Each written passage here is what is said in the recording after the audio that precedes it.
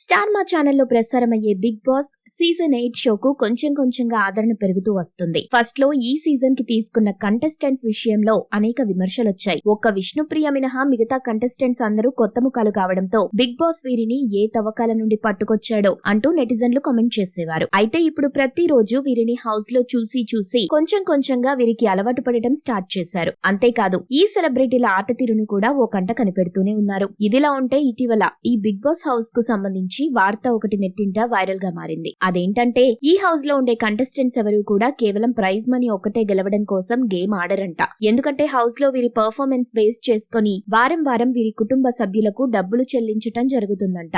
అందుకే ఈ హౌస్ లో కంటెస్టెంట్స్ అయిన దానికి కాని దానికి ఊరికే గొడవపడి ప్రజల అటెన్షన్ గ్యాదర్ చేసేందుకు ట్రై చేస్తారు. దాంతో వారికి హౌస్ లో ఎక్కువ రోజులు ఉండేందుకు అవకాశం లభిస్తుంది. ఇక ఫస్ట్ వారం విషయానికి వస్తే వీరి గేమ్ ఏంటి అనేది ఇప్పుడే తెలీదు. కాబట్టి ఫస్ట్ వారం వరకు వీరికి ఫిక్స్డ్ గా కొంచెం ఇన్కమ్ ఇస్తారంట. ఆ ఇన్కమ్ వివరాలైతే ఇలా ఉన్నాయి. యాంకర్ విష్ణుప్రియ, పాత హీరో ఆదిత్య ఓం కొంచెం ఫేమస్ కాబట్టి వారిద్దరికి వారానికి 3 లక్షల పైనే రెమ్యూనరేషన్ ఇస్తున్నారని సమాచారం. ఇక కాస్తో కూస్తో ఫేమ్ ఉన్న సీరియల్ అండ్ సినీ నటులైన నిఖిల్, యష్మి గౌడ, ప్రేరణ, నైనిక, అభయ్ నవీన్, కిరాక్ సీత, శేఖర్ భాషా, పృథ్వీరాజ్ శెట్టి వంటి వాళ్లకైతే 2 నుండి 3 లక్షల మధ్యలో రెమ్యునరేషన్ ఫిక్స్ చేసి ఇస్తున్నారు. ఇక మిగిలిన కంటెస్టెంట్స్ అయిన సోనియా ఆకుల, నాగమణికంఠ, బెజవాడ బేబక్క, నబీల్ అఫ్రీది వీళ్ల విషయానికి వస్తే వారికి కేవలం సోషల్ మీడియాలోనే క్రేజ్ ఉండడంతో 2 లక్షల కన్నా తక్కువ రెమ్యునరేషన్ ను ప్రతి వారం ఇవ్వటం జరుగుతుందని టాక్. మీరు ఇలాంటి బీబీ ముచ్చట్లు మరిన్ని తెలుసుకోవడానికి ఇప్పుడే మా ఛానల్ ని లైక్ చేయండి, ఫాలో చేయండి,